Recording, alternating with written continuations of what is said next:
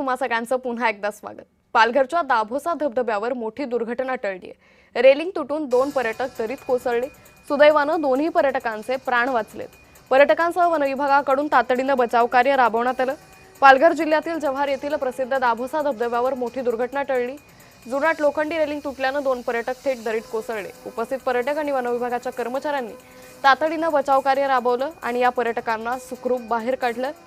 मात्र यानंतर पर्यटकांनी काळजी घ्यावी असं आवाहन स्थानिकांनी केलेलं आहे।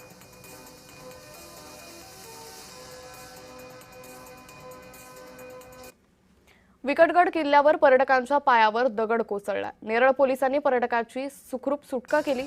अचानक महाकाय दगड कोसळल्याने मोठी खळबळ माजली। ट्रेकिंग करताना आवश्यक खबरदारी घेण्याचं आवाहन करण्यात आलेलं आहे। कर्जत तालुक्यातील नेरळ जवळील पेब अर्थात विकटगड किल्ल्यावर ट्रेकिंग दरम्यान एका पर्यटकाच्या पायावर महाकाय दगड कोसळला।